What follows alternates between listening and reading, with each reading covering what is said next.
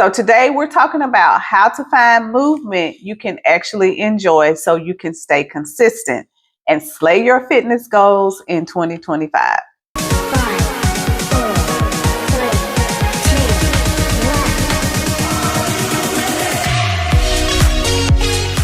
Hey friends, and welcome back to episode 10 of Glow and Thrive 2025. Okay sis, can we talk about fitness real quick? If the thought of working out makes you want to roll your eyes, you're doing it wrong. Fitness should be fun. So today we're talking about how to find movement you can actually enjoy so you can stay consistent and slay your fitness goals in 2025. So first of all, fitness is not a one size fits all.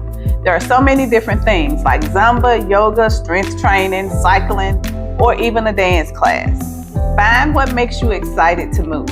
If you're not sure where to start, YouTube is full of free workouts to try, and you can also follow me, of course. Now, working out with friends can make it way more fun. Grab your girls for a weekend hike or join a group fitness class. Accountability makes a big difference, and let's be real, it's always better with a little company.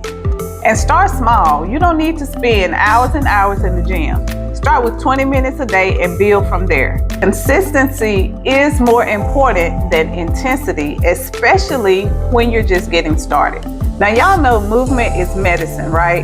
Find what makes you happy and stick with it. Now, share in the comments what's your favorite way to move, and let's inspire each other.